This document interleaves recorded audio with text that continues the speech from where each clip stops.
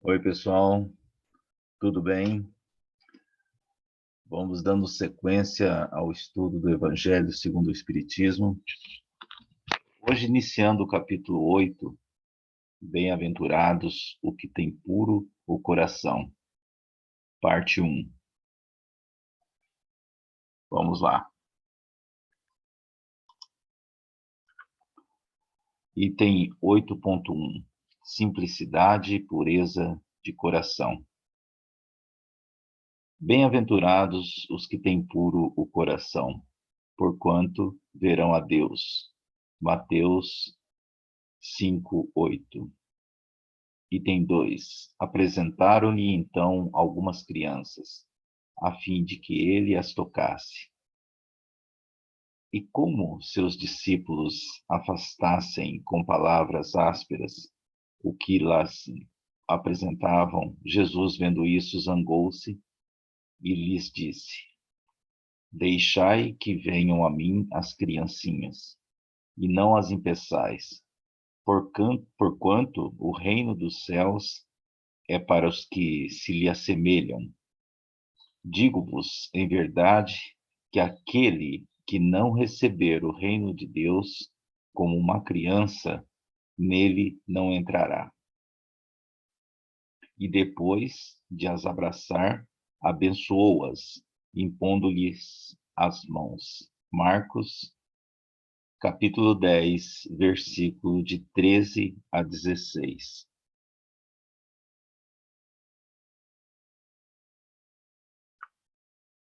Item 3. A pureza do coração é inseparável da simplicidade e da humildade. Exclui toda necessidade de egoísmo e de orgulho. Por isso é que Jesus toma a infância como emblema dessa pureza, do mesmo modo que a tomou como da humanidade. Poderia parecer menos justa essa comparação, considerando que o espírito da criança pode ser muito antigo e que traz, renascendo para a vida corporal, as imperfeições de que se não tenha despojado em suas precedentes existências. Só um espírito que houvesse chegado à perfeição nos poderia oferecer o tipo da verdadeira pureza. Então, a explicação de Kardec começa a partir desse slide, né? Logo aqui no início, no item 3, ele coloca: a pureza do coração é inseparável da simplicidade e da humildade. Então, o conceito, o conceito da pureza aqui é uma coisa bem mais ampla, né? Bem mais ampla, bem mais profunda. Se eu não sou humilde, né? Se eu não sou orgulhoso, se eu não sou egoísta, então o meu coração não tem essa pureza, né? Se eu, na verdade, assim, o que eu quero dizer assim, se eu tenho essa postura de egoísmo, se eu tenho essa postura de orgulhoso, meu coração não tem essa pureza, ele não é puro. Então, por mais que eu tenha, digamos assim, uma certa satisfação de ter esse comportamento perante as pessoas, eu não posso intimamente ser feliz com um coração que não é puro. Eu posso dizer assim: gostem de mim como eu sou, mas eu não posso afirmar de forma alguma que o meu coração tem a pureza na essência. Então, como eu vejo se eu estou indo em direção a limpar meu coração de tudo que me impede de chegar no sagrado? de eu chegar de forma verdadeira, de eu compreender o amor na sua essência, qual seria o caminho? Seria trabalhando a simplicidade, seria trabalhando a minha humildade. Lembrando que ser simples não é ser pobre, porque algumas passagens de alguns livros dá essa dupla interpretação. Eu não estou falando de nada material, não estou falando de ser rico, de ser pobre. Eu estou falando, quando eu falo de ser simples, é ser simples no coração,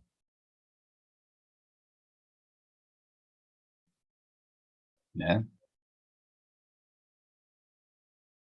Tem gente que fala assim, eu sou pobre,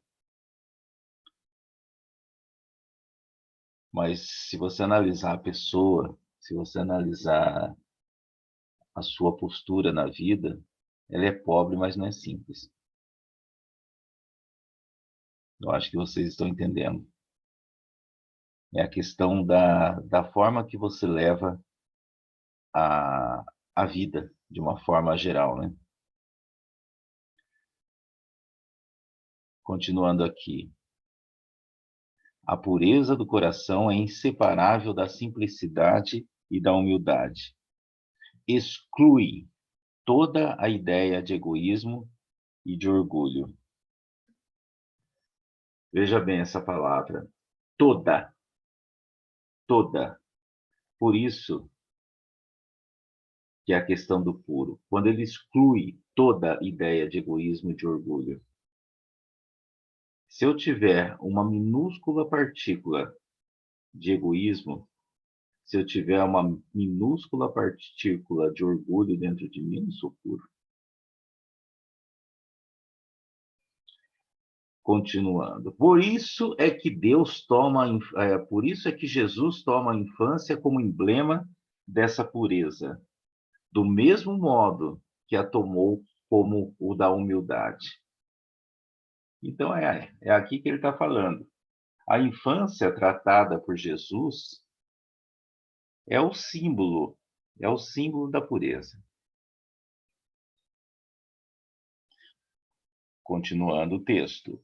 Poderia parecer menos justa essa comparação, considerando-se que o espírito da criança pode ser muito antigo e que traz, renascendo para a vida corporal, as imperfeições de que se não tenha despojado em suas precedentes existências.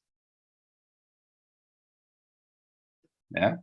Aí a pessoa fala assim, bom, peraí, deixa eu entender aqui. O Espiritismo diz que reencarnamos, né? E outras tantas doutrinas também falam isso. E que nós reencarnamos continuando aquilo que nós fomos, certo? Então, se eu fui um assassino na última encarnação e eu reencarno, eu venho com essa herança. Então, como que pode Jesus dizer que as crianças são puras se ali habitam espíritos impuros? E é por isso que aqui, nesse ponto, esse posicionamento, esse parágrafo contrapõe essa ideia. Porque se a gente for pensar dessa maneira, não seria justo.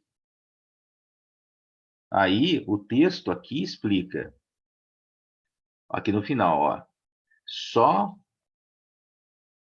tá vendo aqui, ó? Só um espírito que houvesse chegado à perfeição nos poderia oferecer o tipo da verdadeira pureza.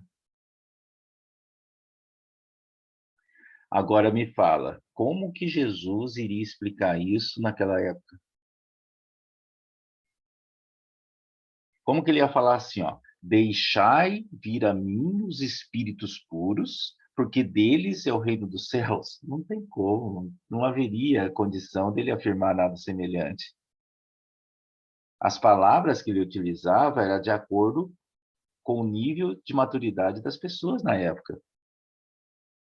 Né? As pessoas já tinham dificuldade de acreditar num espírito encarnado ali, como que iam conceber a existência de espíritos nas frases de Jesus. Então, aqui no texto é para entender a infância humana como símbolo da pureza, mas não que os espíritos que habitam as crianças sejam necessariamente puros. Entenderam? Vamos dar sequência aqui, ó. É exata a comparação, porém, do ponto de vista da vida presente, porquanto a criancinha, não havendo podido ainda manifestar nenhuma tendência perversa, nos apresenta a imagem da inocência e da candura. Daí o não dizer Jesus, de modo absoluto, que o reino dos céus é para elas, mas para os que se lhes assemelhem, certo? No item 4, pois que o espírito da criança já viveu, por que não se mostra desde o nascimento tal qual é? Tudo é sábio nas obras de Deus. A criança necessita de cuidados especiais, que somente a ternura materna lhe pode dispensar.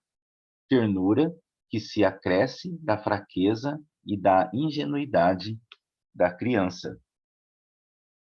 Aqui ficou mais claro, né? Olha só esse início aqui.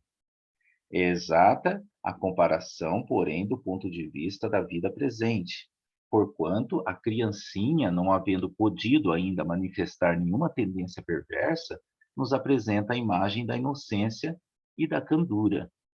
Daí o não dizer Jesus, de modo absoluto, que o reino dos céus é para elas, mas para os que se lhes assemelhem. Então, se a gente for pegar a infância de forma geral, qualquer infância é assim, qualquer infância é assim, mesmo que não seja comum. Se você pegar, por exemplo,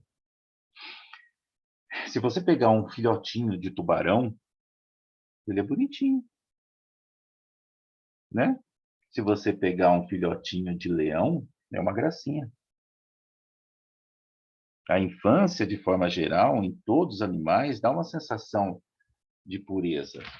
Dá aquela coisa, ai meu Deus, que gracinha. Deixa eu pegar um pouquinho, né? Então, aqui nesse início, é exata a comparação, porém, do ponto de vista da vida presente.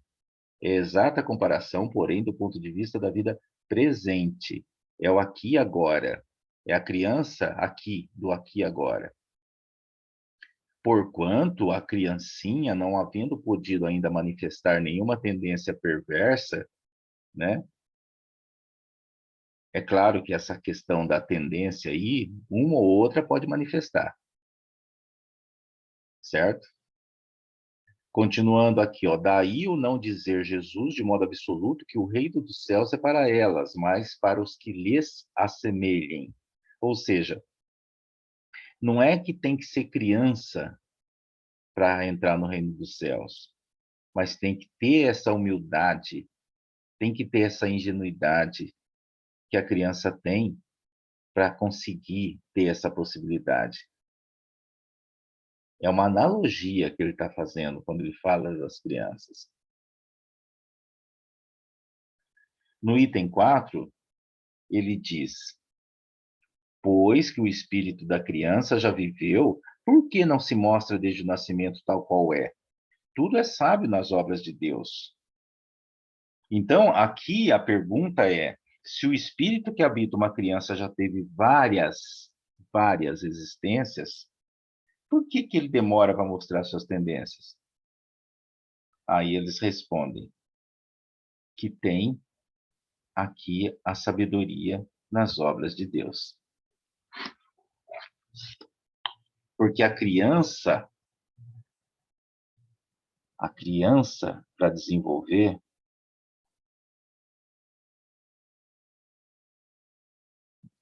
mais do que a criança, é o espírito, né? Para se depurar, ele precisa o quê? De amor. Agora imagina, vamos supor assim, ó,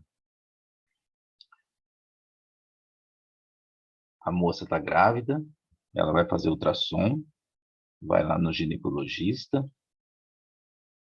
né? Aí o médico fala, olha, aqui no ultrassom 6D está mostrando que seu bebê era homicida, matou 7 mulheres na última encarnação.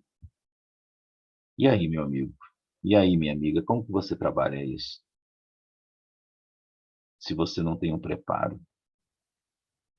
Como que você pega aquela coisinha linda e coloca no colo e olha com tanto carinho?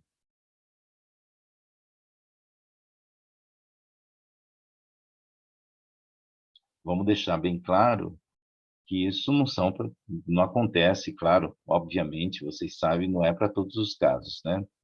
Muitas, muitas, muitos seres especiais estão nascendo, principalmente agora, nas últimas décadas. São espíritos que estão vindo para mudar o mundo, são espíritos bem mais evoluídos, né, que estão reencarnando. Mas vamos voltar aqui ao que o texto está colocando. Se você soubesse o histórico que esse espírito traz, não mudaria a forma que você enxerga? Então, esse indivíduo que errou tanto em outras existências, não se curará, não se depurará, se não for pelo amor. Mas como, mas como ele vai receber esse amor se ele nunca for limpo dos seus crimes? Então é como se você cometesse vários crimes aqui no Brasil e você sai na rua, as pessoas te xingam, as pessoas te maltratam, as pessoas gritam o seu nome de forma violenta até, e você diz, ó, agora é o seguinte, eu vou sair daqui, eu vou lá para Noruega, eu vou lá para a Suíça, onde ninguém me conhece. E aí, quando você chega lá, você desce do avião, você começa uma vida nova. Porque se ninguém sabe quem você pode ser quem você quiser. Aí você pode começar uma vida nova, sem ninguém te julgar. Você tem a opção de dar passos corretos, coisas que você aqui no Brasil não conseguiria. Porque aqui você carrega todo esse passado daquilo que você construiu. Então a encarnação faz esse papel.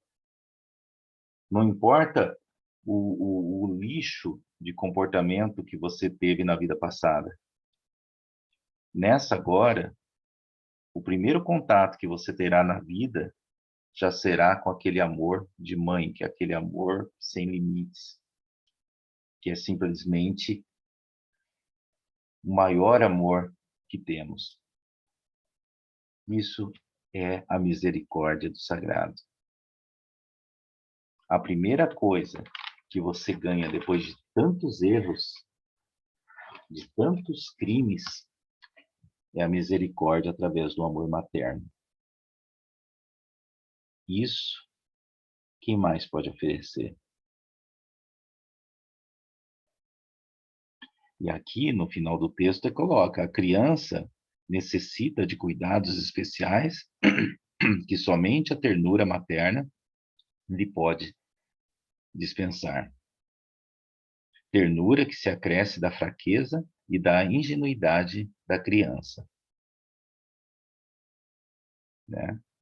Porque, veja bem, se o filho soubesse trocar as próprias fraldas, se ele viesse sabendo comer sozinho, pensa, você ia perder a chance de brincar de aviãozinho, né? Você ia perder a chance de se emocionar, ver ele dando os primeiros passos, de dar o primeiro sorriso, né? Na verdade, esse momento, esse período, te dá a chance também de voltar a viver aquele lado lúdico que há muito tempo a gente não viveu, né? É um momento especial essa troca de amor. Vamos em frente. Para uma mãe, seu filho é sempre um anjo, e assim era preciso que fosse para lhe cativar a solicitude. Ela não houvera podido ter-lhe o mesmo devotamento, se em vez da graça ingênua, deparasse nele, sob os traços infantis, um caráter viril e as ideias de um adulto, e ainda menos se lhe visse a conhecer o passado. Aliás, faz necessário que a atividade do princípio inteligente seja proporcionada à fraqueza do corpo, que não poderia resistir a uma atividade muito grande do espírito, como se verifica nos indivíduos grandemente precoces. Isso aqui confirma tudo isso que a gente acabou de falar no slide anterior, né? Aqui no final ele coloca, aliás, faz necessário que a atividade do princípio inteligente seja proporcionada à fraqueza do corpo, que não poderia resistir a uma atividade muito grande do espírito, como se verifica nos indivíduos grandemente precoces. Ou seja, o próprio corpo físico encarnado na Terra não tem estrutura para lidar com tamanha atividade mental. Não tem condição, né? Essa a razão por que, ao aproximar-se-lhe a encarnação, o espírito entra em perturbação e perde pouco a pouco a consciência de si mesmo, ficando, por certo tempo, numa espécie de sono, durante o qual todas as suas faculdades permanecem em estado latente. É necessário esse estado de transição para que o espírito tenha um novo ponto de partida e para que esqueça, em sua nova existência, tudo aquilo que a possa entravar. Sobre ele, no entanto, reage o passado. É assim que o espírito renasce melhor, mais forte, moral e intelectualmente sustentado e secundado pela intuição que conserva da experiência adquirida. Então, aqui eles estão falando basicamente do método, né, de como as coisas acontecem, né? O que acontece quando estamos próximos a encarnar? Aqui de início, né, nesse primeiro parágrafo, essa razão porque ao aproximar-se-lhe a encarnação, o espírito entra em perturbação e perde pouco a pouco a consciência de si mesmo, ficando por certo tempo numa espécie de sono, durante o qual todas as suas faculdades permanecem em estado latente. Ou seja, as suas faculdades aqui não desaparecem, né? Como eu falei aqui da infância, ela fica latente, ela fica como se fosse adormecida, né? Com uma semente que está ali no solo, esperando o momento de germinar.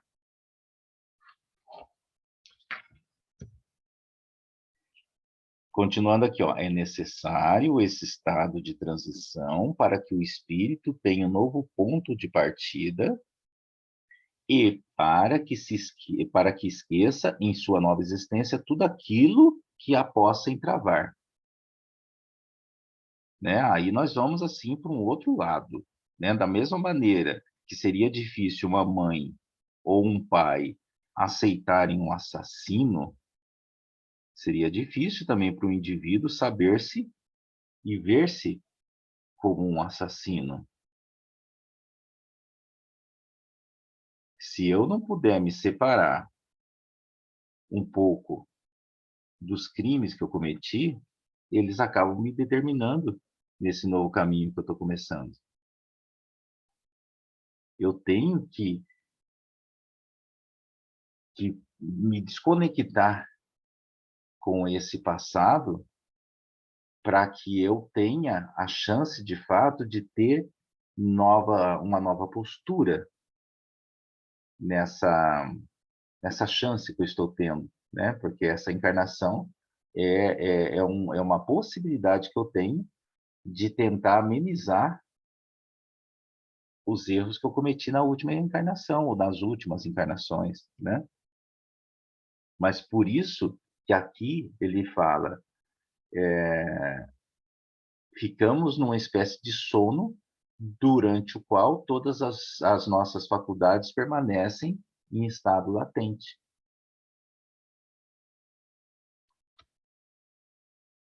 A partir do nascimento, suas ideias tomam gradualmente impulso, à medida que os órgãos se desenvolvem, pelo que se pode dizer que no curso dos primeiros anos, o espírito é verdadeiramente criança, por se acharem ainda adormecidas as ideias que lhe formam o fundo do caráter. Durante o tempo em que os seus instintos se conservam amodorrados, ele é mais maleável e, por isso mesmo, mais acessível às impressões capazes de lhe modificarem a natureza e de fazê-lo progredir, o que torna mais fácil a tarefa que incumbe aos pais, certo? Estão entendendo? O texto é interessante esse estudo, esses comentários, porque o próximo texto, a próxima leitura que vem do livro, parece que, eu não sei se vocês estão vendo dessa forma, parece que eles vão tomando uma forma um pouco mais didática daquilo que a gente está conversando, né? Então, o que eles estão colocando aqui é que a infância existe de fato, né? No curso dos primeiros anos, o espírito é verdadeiramente criança. Por mais que ele seja milenar, tudo está latente, tá ali quietinho, adormecido. O que ele tem acesso são as poucas coisas do aqui e agora.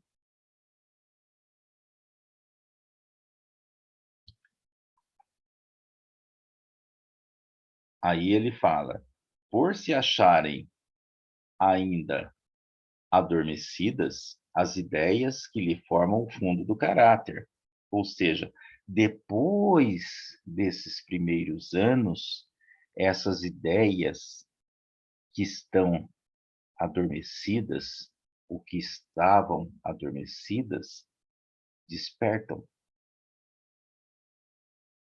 Umas mais do que as outras, dependendo dos estímulos que ele recebeu nesses primeiros anos de vida.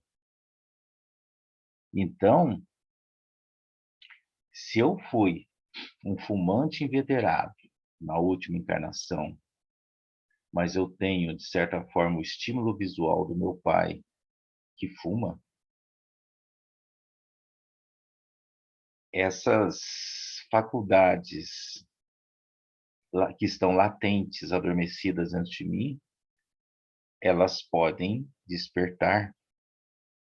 Tudo depende do estímulo que eu tenho nesses primeiros anos de vida. Continuando, durante o tempo em que seus instintos se conversam amodorrados, ele é mais maleável e por isso, vamos só aqui, ó, durante o tempo que os instintos se conservam amodorrados, ele é mais maleável. Então, nesse período em que os instintos estão latentes, ele tem a chance de absorver coisas novas que ele não absorveria. Ele tem essa chance de absorver coisas novas, né? Porque ele está começando, de certa forma, ele está zerado, né? Aprendendo tudo que ele está vendo aqui, é novo. Então, se eu tenho esse caráter de arrogância e você tenta fazer eu deixar de ser arrogante, eu vou te achar chato. No entanto, se eu sou um bebezinho e você vai me ensinar a ser humilde, eu terei muito mais chance de absorver esse conceito. Porque eu estou ali, é, inocente. Tudo aquilo que eu fiz está lá, dormindo, latente. E você vai me ensinar a ser humilde, colocando alguns conceitos de humildade, eu vou absorver. Porque eu não sei que eu sou arrogante. Eu estou aberto a você. Nesse momento é que existe uma influência mais direta. Depois de uma certa idade, depois dos 7 anos, aí muda um pouco. Aí é pelo exemplo.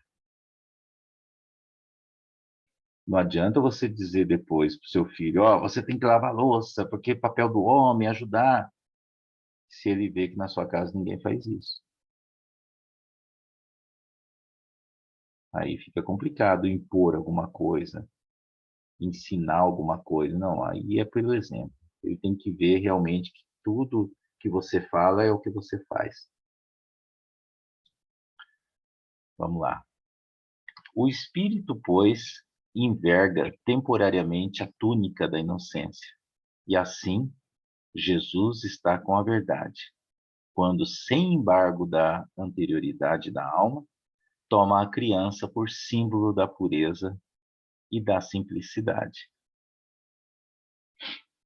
Né? Que mensagem bonita, né? O Evangelho segundo o Espiritismo, se você pensar bem, o Evangelho segundo o Espiritismo, o Evangelho segundo o Espiritismo não é um outro Evangelho, é o Evangelho segundo o Espiritismo. Então, uma passagem que está ali no Novo Testamento foi transformada em capítulo para explicar o que Jesus estava falando,